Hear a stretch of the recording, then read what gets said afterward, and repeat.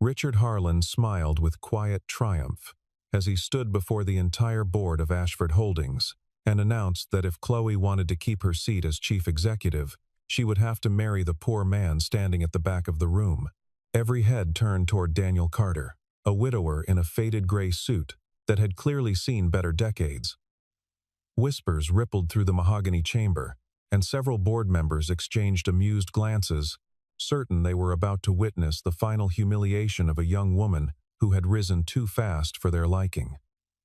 They expected Chloe to explode, to storm out, to call security, and end the meeting in fury. Instead, she folded her hands calmly on the table, looked directly at the stranger she had been introduced to only moments before, and said two words that silenced the entire room. "I agree." Richard blinked, certain he had misheard her, and for a long, uncomfortable second, nobody in that chamber moved. He believed, in that instant, that he had just signed the end of Chloe Ashford's career. What he could not have known was that she had been waiting more than 10 years for the chance to see this particular man again.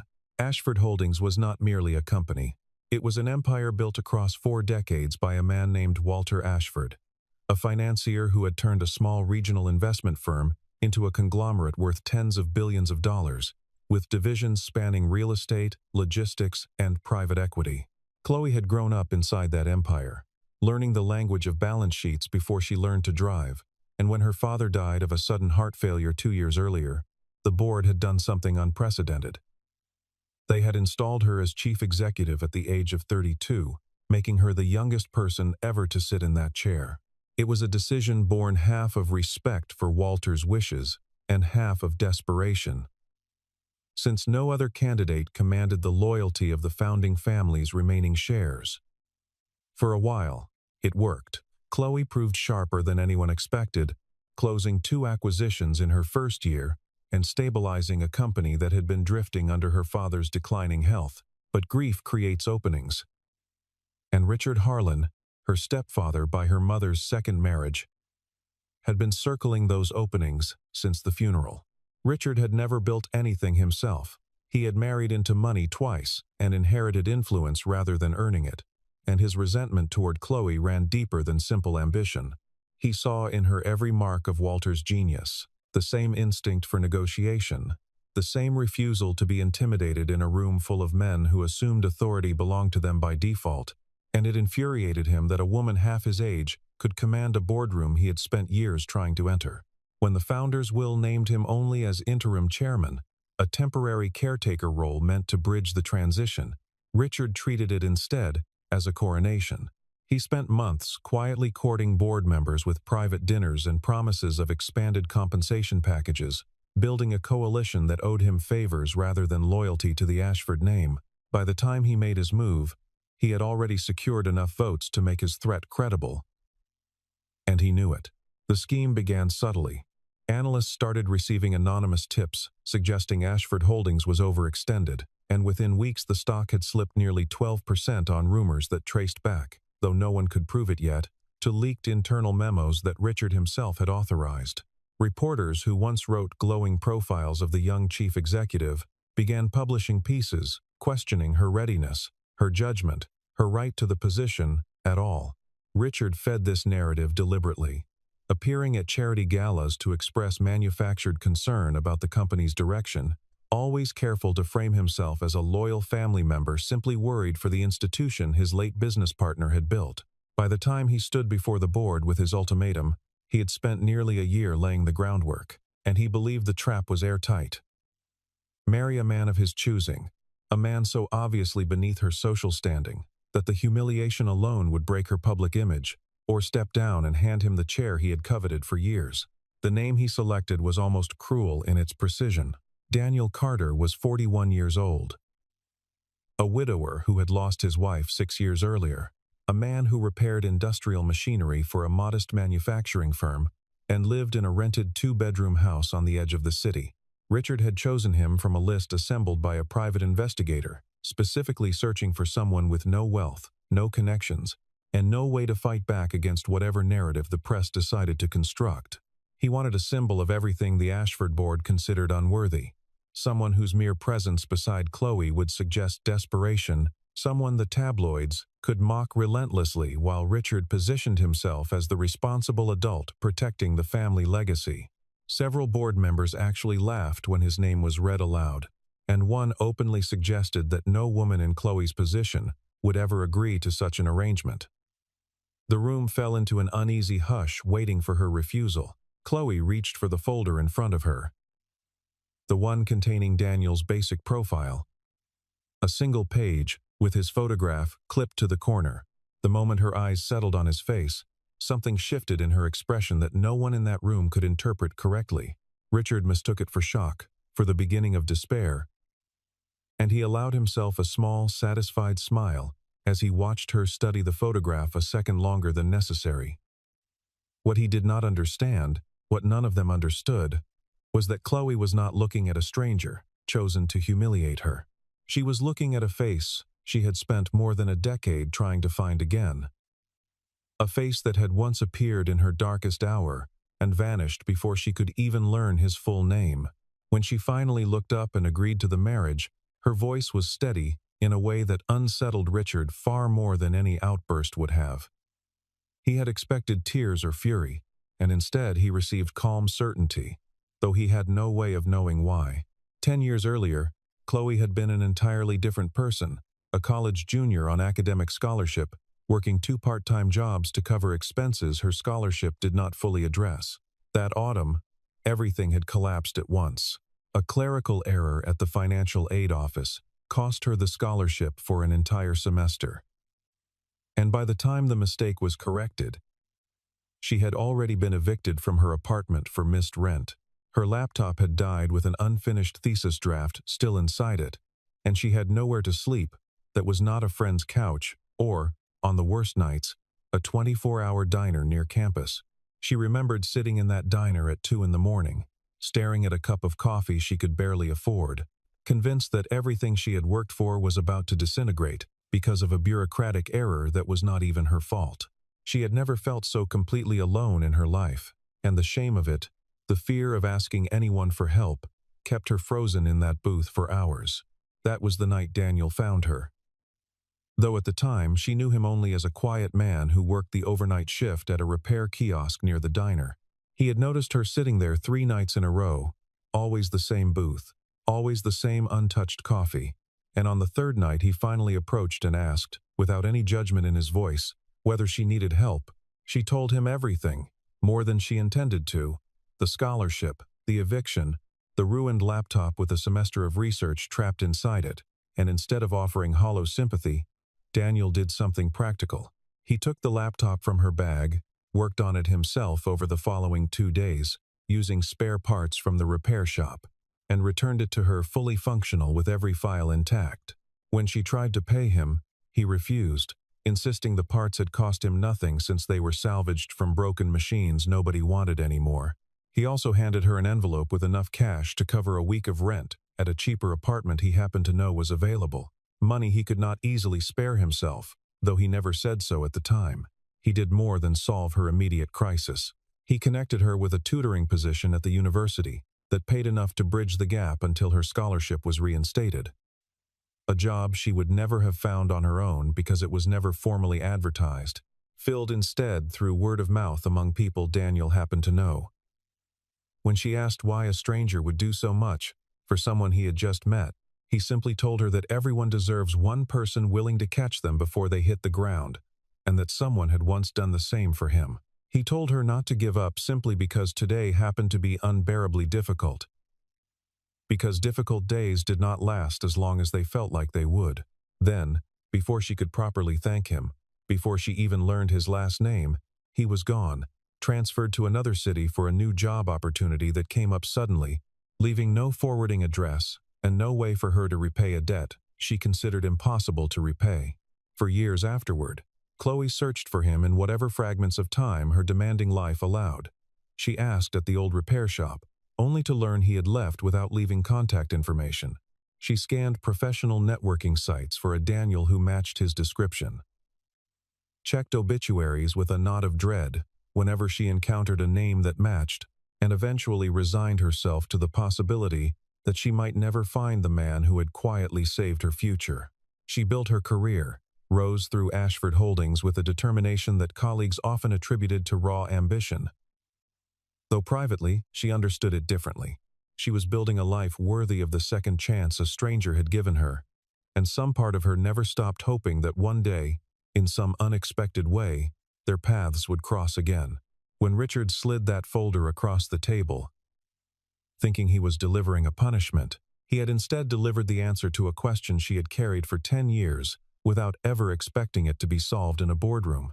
Daniel walked into the meeting that afternoon with no idea what awaited him. He had received a call 2 days earlier from a lawyer claiming to represent a private matter tied to a family arrangement. An explanation so vague he had nearly hung up, assuming it was some kind of scam. Curiosity, more than anything else, brought him to the towering glass headquarters of a company he had never had reason to enter before. He stood near the back of the boardroom, in the same gray suit he wore to his sister's wedding years earlier, watching well-dressed executives whisper among themselves, feeling entirely out of place among marble floors and floor-to-ceiling windows overlooking the city skyline. When his name was called and every eye in the room turned toward him, he assumed for a moment that he had wandered into the wrong meeting entirely, and it took several seconds of confused silence before anyone explained what exactly was being proposed. The days following the announcement moved with a speed that left Daniel disoriented. Lawyers arrived at his rented house with documents to review. Publicists Chloe insisted on hiring, coached him on how to handle sudden media attention, and reporters camped outside a home he had never expected anyone to photograph. He kept waiting for someone to explain the actual reason behind this arrangement, since the official story about a business partnership solidified through marriage sounded implausible even to him. Chloe, for her part, remained composed throughout the preparations, deflecting his questions with polite evasions, telling him only that everything would make sense soon and that she needed him to trust her, at least until the wedding itself. Daniel had little reason to trust anyone connected to a company this large and this cutthroat, yet something about the calm certainty in her eyes reminded him faintly, though he could not place why, of someone he had known long ago. The wedding took place at the Ashford family estate 3 weeks later, an event Richard had personally arranged to be as extravagant and mismatched as possible, believing the contrast between opulence and Daniel's modest background would generate exactly the kind of ridicule he wanted. Crystal chandeliers hung above a ballroom, filled with orchids flown in from overseas. String quartets played beneath ceilings painted with clouds, and nearly every guest present belonged to the same circle of wealth that had spent months mocking Chloe's supposed downfall in private conversations and public columns alike. Photographers from major financial publications lined the entrance, eager to capture what tabloids had already labeled the strangest marriage on Wall Street. Richard moved through the crowd with barely concealed satisfaction, greeting reporters personally, ensuring the story of a desperate chief executive marrying a nobody would dominate headlines for weeks. Daniel arrived in the same gray suit, refusing the tailored replacement Chloe's staff had offered him, a small act of quiet dignity that surprised more than a few guests who had expected him to appear cowed by the surroundings. He moved through the extravagant hall without apology, without the nervous deference Richard had hoped to see, greeting strangers with the same steady politeness he might have shown a customer at his old repair shop. Several guests, who approached expecting to condescend, found themselves instead disarmed by his directness. His willingness to admit plainly that he had no idea what half the wine glasses on the table were for, delivered with enough self-assured humor that it read as confidence rather than embarrassment. Richard watched this from across the room with mounting irritation, certain that his carefully engineered humiliation was somehow failing to land the way he intended. Throughout the ceremony, Chloe kept glancing at Daniel with an expression that seemed entirely wrong for a marriage born of corporate blackmail. Something closer to relief, even tenderness, than resignation. Daniel noticed the strangeness of it without understanding its source. A nagging familiarity he could not quite place. The sense that he had met this composed, sharp-eyed woman somewhere before their introduction in that boardroom. He dismissed the thought as nerves, telling himself that a man in his position, thrust suddenly into a world of private jets and marble staircases, was bound to feel disoriented enough to imagine connections that did not exist. Richard, meanwhile, had already begun briefing select journalists on the narrative he wanted published the following morning, predicting confidently to anyone who would listen that Ashford stock would collapse the moment markets opened, convinced that shareholders would interpret the marriage as proof that Chloe had lost control of both her company and her judgment.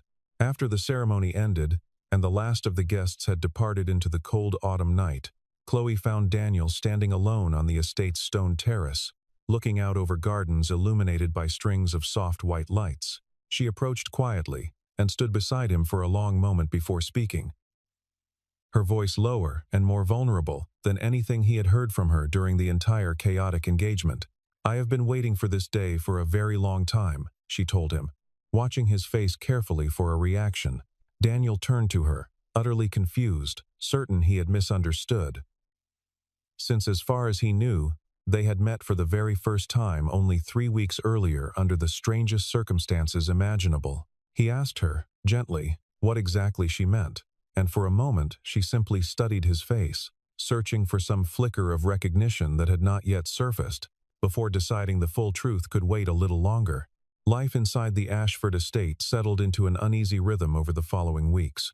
Daniel moved into the west wing of the mansion, a section of the house so large it felt like relocating to an entirely different building, and he found himself constantly aware of how little he belonged among priceless artwork and staff, who addressed him with a formality he had never experienced in his life.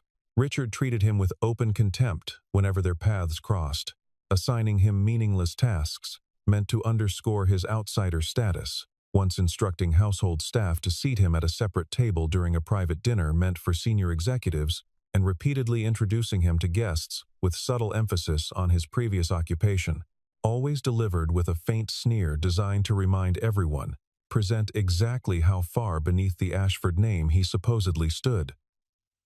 Daniel absorbed these slights without complaint, refusing to give Richard the satisfaction of visible frustration, though the accumulated weight of constant condescension was far from easy to carry.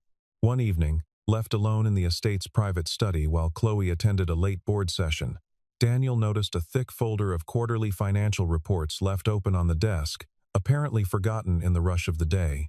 He picked it up more out of boredom than curiosity, expecting rows of numbers entirely beyond his understanding, but within minutes, something in the figures caught his attention and refused to let go. Certain line items in the logistics division showed revenue figures that did not align logically with the operating costs reported the previous quarter, and a subsidiary he had never heard of appeared to be receiving unusually large transfers, with no corresponding services rendered. He read the report twice more, cross-referencing dates against a separate summary tucked further back in the folder, and by the time Chloe returned home well past midnight, he was still sitting at the desk, papers spread out in front of him, an expression of quiet unease on his face that she had not seen from him before. She asked him what he was doing with confidential company documents, more curious than accusatory, and he showed her exactly what had troubled him, walking her through the discrepancies with a precision that startled her far more than the discovery itself. She asked him, almost involuntarily, how he had managed to spot inconsistencies that her own finance team had apparently missed for months. Daniel explained, somewhat sheepishly, that before he ever repaired machinery for a living, he had spent nearly a decade working in corporate restructuring, advising mid-sized manufacturing firms on financial recovery before an economic downturn eliminated his position and a series of personal losses, including his wife's illness and eventual death, had pushed him toward a simpler, quieter existence far removed from boardrooms and balance sheets. He had never mentioned this history to anyone at Ashford, assuming correctly that nobody had bothered to ask about his life before the marriage arrangement. Content instead to dismiss him based entirely on his current occupation, Chloe stared at him for a long moment, pieces of a decade-old memory beginning to shift quietly into place, though she said nothing yet about the diner, the laptop, or the envelope of cash that had once saved her entire future. Chloe sat down beside him at the desk, and for the next hour Daniel walked her through the same discipline he had once applied to failing manufacturing firms years earlier, teaching her to read past the surface presentation of a balance sheet and look instead for the quiet inconsistencies that revealed intent, rather than mere error. He showed her how legitimate operating losses tended to follow predictable seasonal patterns, while the irregularities buried in the logistics division followed no pattern at all, appearing and disappearing in amounts too precise to be accidental. She found herself surprised by how naturally he explained concepts that had taken her years of formal education to fully grasp. And for the first time since the wedding, the distance between them, the awkward formality of two strangers thrown together by someone else's cruelty, began to feel smaller than it had before. That night marked a turning point neither of them fully acknowledged aloud. Daniel returned to the financial documents with renewed focus. And within days, he had traced the suspicious transfers to a shell company registered under an obscure holding structure, one that led, through several deliberately confusing layers of ownership, back to an account connected loosely to Richard's personal attorney. Chloe brought in a forensic accountant she trusted from outside the company, someone with no ties to Richard's carefully cultivated network of loyalists, and together, the three of them began quietly assembling a picture far larger and more troubling than either of them had initially suspected. What had appeared to be a single suspicious subsidiary turned out to be one thread in an elaborate web involving falsified invoices, inflated consulting fees paid to non-existent firms, and payments routed through accounts that bore no obvious connection to any legitimate Ashford business activity. The deeper they dug, the clearer the shape of Richard's ambition became. He had spent years positioning loyalists in critical roles throughout the company, including the chief financial officer, who had quietly approved irregular transfers without raising questions, and outside legal counsel, who had structured shell entities specifically designed to obscure the money's true destination. Daniel discovered that Richard had been in extended talks with a rival conglomerate, a competitor that had tried and failed twice before to acquire Ashford Holdings outright.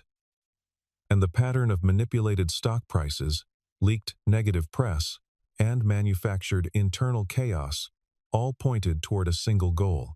Richard was not simply trying to seize the chief executive chair for himself. He intended to weaken the company from within until its board had no choice but to accept a hostile buyout, one that would dissolve everything Walter Ashford had spent his life building and hand control to competitors who had coveted the company's assets for years. It was not just Chloe's career at stake. It was the entire legacy her father had left behind. Assembling proof, however, required more than documents alone, since Richard had covered his tracks carefully enough that circumstantial evidence would not survive serious legal scrutiny. The breakthrough came unexpectedly through a mid-level accountant named Sarah Boone, a woman who had processed several of the irregular transfers under direct instruction from her superiors and had grown increasingly uneasy about the ethical implications of what she was being asked to do. She approached Chloe quietly one afternoon, terrified of retaliation but unable to continue participating in what she now understood to be outright fraud, and offered to provide internal records, time-stamped communications, and first-hand testimony detailing exactly how the scheme had been constructed and executed over the previous 18 months.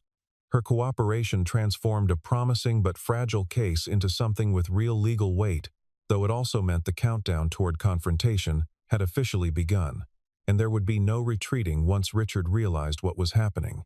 With Sarah's information in hand, Daniel began constructing a strategy with the same methodical patience he had once applied to corporate turnarounds years earlier, treating the unfolding crisis less like a family betrayal and more like a complex problem, requiring careful sequencing. He and Chloe agreed she would continue playing the role Richard expected of her, appearing distracted, uncertain, even slightly diminished in board meetings, feeding his growing confidence that his plan was proceeding exactly as designed. Meanwhile, working quietly through evenings and weekends, Daniel retrieved archived email correspondence through legal channels Sarah helped facilitate, cross-checked wire transfer records against public filings, and mapped the shell company structure until he had built a document trail so thorough that no lawyer, however skilled, could easily dismantle it. Chloe used her remaining credibility to rebuild trust among neutral board members, several of whom had begun quietly expressing doubts about Richard's leadership style, even before they understood the full extent of his deception. Richard, oblivious to the investigation unfolding beneath his own roof, grew increasingly confident with each passing week. He interpreted Chloe's apparent withdrawal from active management as evidence that his strategy had succeeded, and he began accelerating his negotiations with the rival conglomerate, promising them access to Ashford's most valuable assets at a steep discount once he secured full control of the board. He mocked Daniel openly during rare encounters at the estate, once telling him directly that poor men who married for convenience eventually discovered exactly how disposable they were once their usefulness expired. Daniel absorbed the insult without visible reaction, understanding that patience remained his most valuable asset in a confrontation Richard did not yet know was coming. In private, he told Chloe simply that the time had nearly arrived to let Richard destroy himself, since a man this arrogant would eventually make a mistake large enough to expose everything. That mistake arrived sooner than expected, engineered partly by Daniel himself through a carefully planted piece of misinformation he arranged, through a contact Sarah trusted, for a rumor to reach Richard suggesting that federal regulators had begun quietly reviewing Ashford's recent transactions, a claim entirely fabricated but plausible enough to trigger panic in a man already operating on borrowed confidence. Richard reacted exactly as predicted, moving frantically to shift remaining funds through additional shell accounts, instructing his attorney to delete correspondence tied to the shell company structure, and personally contacting two of his co-conspirators to coordinate a unified story, should investigators actually come calling. Every one of these actions, conducted through channels Daniel and Sarah had already compromised, was quietly documented, screenshots preserved, financial transfers logged, phone records subpoenaed through legal counsel Chloe had retained without Richard's knowledge. Sarah Boone's cooperation proved more valuable than either Daniel or Chloe initially anticipated, since she possessed not only documents but institutional memory, an understanding of which colleagues might also be persuaded to speak honestly if approached with the right assurances. She quietly identified two junior analysts in the Treasury Department who had noticed similar irregularities months earlier, but had said nothing out of fear for their jobs, and with careful, discreet outreach, both eventually agreed to provide sworn statements once they understood that legal protections existed for whistleblowers willing to come forward. Daniel spent long evenings cross-referencing their accounts against the paper trail he had already assembled, building redundancy into the case so that no single witness, however credible, would need to carry the entire weight of the accusation alone. Chloe, meanwhile, quietly retained outside counsel from a firm with no prior relationship to Ashford Holdings, ensuring that whatever case eventually emerged could not be dismissed as an internal vendetta manufactured for personal gain. The chief financial officer, sensing the walls closing in and fearing personal criminal liability far more than loyalty to Richard, contacted Chloe's legal team directly and offered full cooperation in exchange for leniency, handing over an extensive cache of internal documents that corroborated everything Sarah had already provided. Richard remained entirely unaware that the very people he had relied upon to protect him were now actively working against him, still convinced, with the particular arrogance of a man who had never faced serious consequences in his life, that no one within his carefully constructed network possessed either the intelligence or the courage to challenge him. He continued preparing for the upcoming shareholder meeting exactly as originally planned, confident that his accumulated votes would finally deliver him the chairmanship he had spent years pursuing, entirely unaware that the meeting he anticipated as his crowning achievement had already been transformed into something else entirely. The annual shareholder meeting convened 3 weeks later in Ashford Holdings' largest conference hall, filled with institutional investors, board members, senior executives, and members of the financial press eager to witness what many expected to be a formal transfer of power. Richard arrived early, immaculately dressed, greeting shareholders with practiced warmth, privately certain that within hours he would finally control the company his late business partner had built without him. He had prepared a lengthy presentation outlining supposed governance failures under Chloe's leadership, complete with charts designed to make her tenure appear reckless and unstable, and he intended to call for an immediate vote transferring executive authority to himself under emergency provisions he claimed the bylaws permitted. As the meeting opened and Richard rose to begin his prepared remarks, Few in the room noticed Daniel quietly taking a seat near the front, a slim folder resting on his lap. When Richard finished his opening statements and called for procedural questions before the vote, Daniel stood and requested permission to address the shareholders directly, a request that drew immediate laughter from several attendees who recognized him only as the widower Chloe had controversially married months earlier. Richard, delighted by the interruption, gestured toward him with theatrical generosity, inviting him to speak, clearly anticipating an embarrassing display that would only reinforce the narrative he had spent months constructing. Daniel walked calmly to the podium, connected a small drive to the room's display system, and without raising his voice, began presenting evidence, one document after another, appearing on the massive screen behind him.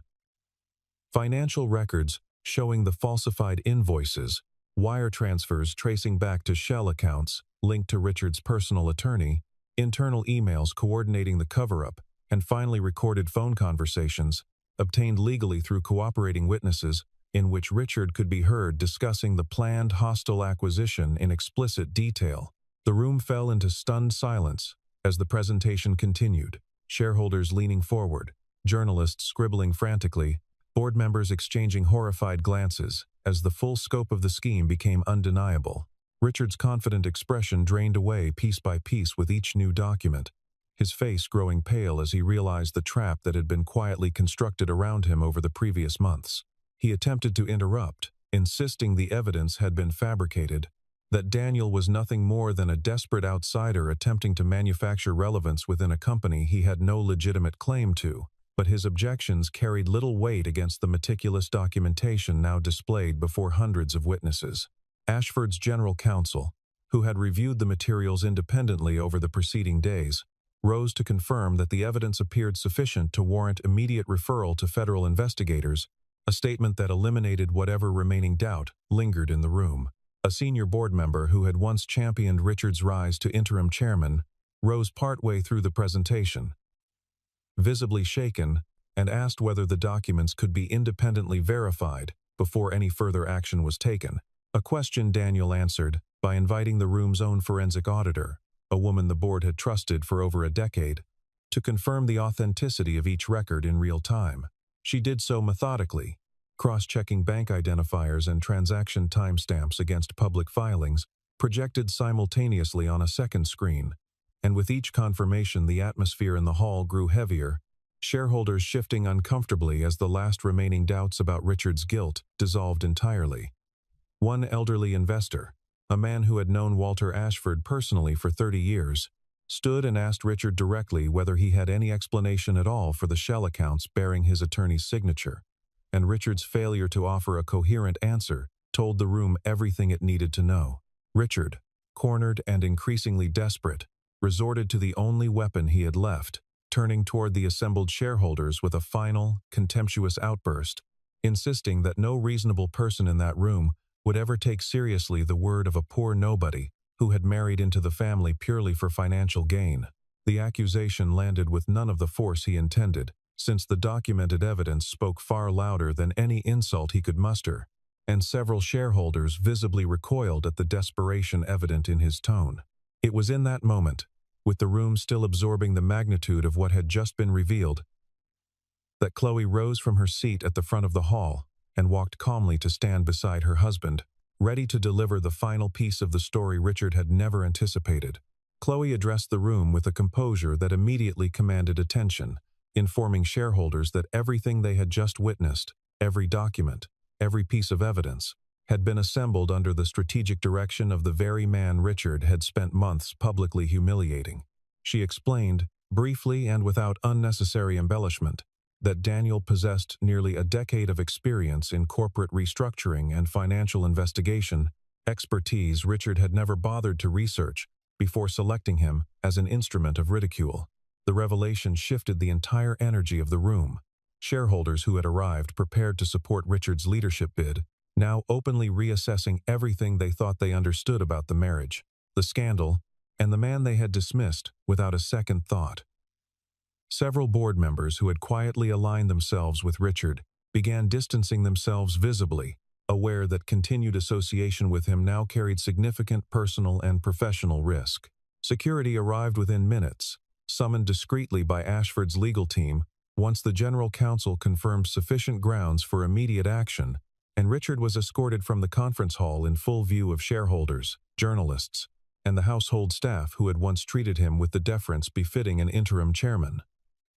Handcuffs were not applied within the building itself, out of respect for the remaining dignity of the proceedings, but law enforcement officers waited just outside. And by the following morning, news outlets across the financial world carried the story of his arrest on charges, including securities, fraud, embezzlement, and conspiracy. Ashford stock, which had wavered uncertainly for months under the weight of manufactured scandal, rebounded sharply within days as the market absorbed news of Chloe's vindication and the company's newly transparent leadership structure. Employees who had watched the crisis unfold with quiet anxiety applauded openly when Chloe addressed the staff the following week, thanking them for their patience during what she called the most difficult chapter in the company's recent history. Daniel remained remarkably unaffected by the sudden attention that followed, declining most interview requests, uncomfortable with the label of corporate hero that several publications tried to attach to him.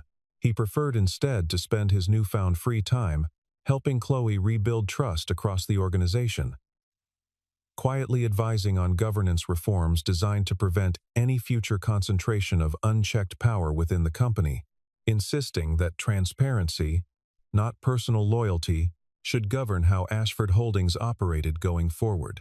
Reporters who eventually tracked down details of his professional history before the marriage found themselves rewriting earlier, dismissive profiles, though Daniel himself showed little interest in correcting the public record beyond what was strictly necessary. He simply wanted, he told Chloe privately one evening, for the company his late father-in-law built to survive intact, and for the truth to matter more than headlines ever could. Several weeks after the shareholder meeting, once the immediate legal proceedings against Richard had stabilized and the company's operations had returned to something resembling normalcy, Chloe asked Daniel to accompany her somewhere without explaining the destination in advance. She drove them across the city, to a small, unremarkable park near the university they had both once attended, without ever formally meeting, a place Daniel vaguely recognized but could not immediately place within the fog of a decade-old memory. She led him to a bench overlooking a modest fountain, reached into her bag, and withdrew a small collection of items she had kept carefully preserved for years, an old laptop with a cracked corner casing, a handwritten receipt documenting a loan of borrowed cash, a worn notebook filled with financial notes she had taken during her final year of college, and a faded photograph of two young people standing outside a 24-hour diner. Daniel studied the photograph for a long moment, confusion slowly giving way to recognition as fragments of memory began resurfacing. The diner, the broken laptop, the frightened but determined young woman who had once sat alone in that booth night after night.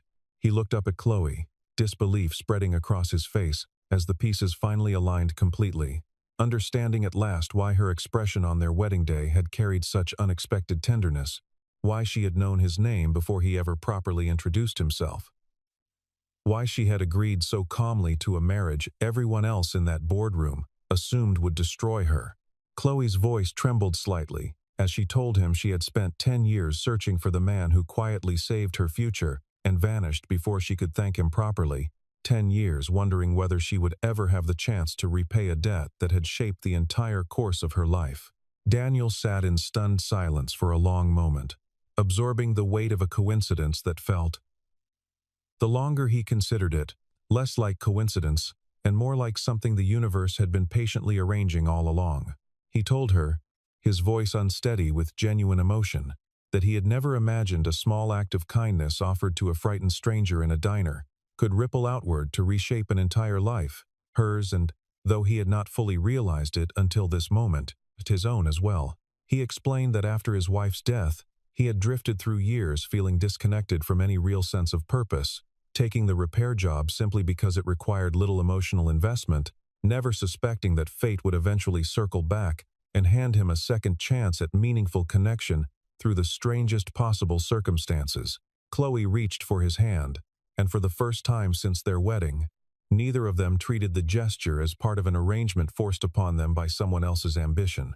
Chloe told him things she had never spoken aloud to anyone, not even her closest friends, about how those weeks of desperation during college had shaped nearly every decision she made afterward, how the fear of losing everything so suddenly had driven her to work harder than perhaps was healthy, to build a career sturdy enough that no bureaucratic error or stroke of misfortune could ever again strip everything away without warning.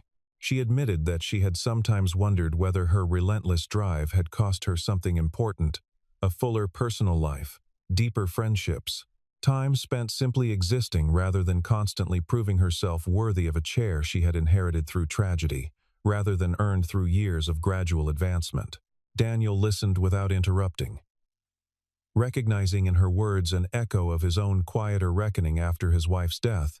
The way loss had reshaped his priorities entirely, stripping away ambitions that once felt essential and replacing them with a simpler, more grounded understanding of what actually mattered in a life that could change irrevocably in a single afternoon.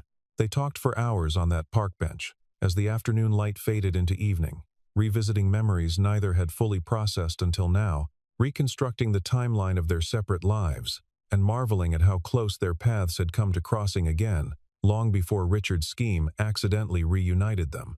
Daniel admitted that some quiet, unexplainable instinct had told him from the very beginning of their forced arrangement that something about Chloe felt familiar, though he had dismissed the feeling as nerves brought on by an overwhelming new environment. Chloe confessed that she had recognized him instantly in that boardroom folder, and that her calm acceptance of Richard's ultimatum had nothing to do with corporate strategy, and everything to do with a decade-long hope she had never quite allowed herself to abandon. By the time they rose from the bench to return home, something fundamental between them had shifted, transforming an arrangement born of manipulation into a partnership neither wanted to walk away from. In the months that followed, Ashford Holdings underwent a significant transformation under Chloe's renewed leadership, with governance reforms implemented across every division to prevent the kind of concentrated, unchecked authority Richard had nearly exploited into total control. Independent auditors were brought in permanently, board oversight committees were restructured with term limits and mandatory rotation, and financial reporting procedures were rebuilt from the ground up with transparency as their guiding principle. Daniel formally joined the company as a strategic advisor, a role he accepted reluctantly at first, still uncertain whether corporate life truly suited him after years spent working with his hands in a quiet repair shop, but he found genuine purpose in helping rebuild an institution nearly destroyed by greed. Sarah Boone, whose courage had proven instrumental in exposing the fraud, was promoted into a senior compliance role, publicly credited by Chloe as one of the people most responsible for saving the company from irreversible damage. Richard's legal proceedings unfolded slowly over the following year, ultimately resulting in a conviction on multiple counts of securities fraud and conspiracy, a sentence that stripped him permanently of any remaining influence within the financial world he had spent his life trying to dominate. Few mourned his downfall, and fewer still expressed surprise, since whispers of his manipulative tendencies had circulated quietly for years among people who had simply lacked the courage or evidence to confront him directly. Chloe felt no particular satisfaction in his punishment, focusing instead on the harder work of repairing everything he had damaged, rebuilding employee morale, restoring investor confidence, and honoring the principles her father had originally built the company around, long before ambition and greed had nearly torn it apart from within. On a clear evening, nearly a year after the chaotic shareholder meeting that changed both their lives, Chloe and Daniel stood together on the observation floor at the top of Ashford Holdings headquarters, looking out over a city skyline, illuminated by countless scattered lights. The company below them operated now with a transparency and stability it had not known in years, its recovery a testament to the strange, improbable chain of events that had brought two people together through betrayal, patience, and an old debt neither had forgotten. Chloe took Daniel's hand and told him, quietly, that this time she had no intention of letting him disappear from her life again, no matter what circumstances the future might bring. The wedding ring on her finger caught the ambient light of the city below as Daniel drew her closer, both of them understanding, finally, that what had begun as someone else's cruel manipulation had somehow become the truest and most enduring partnership either of them had ever known.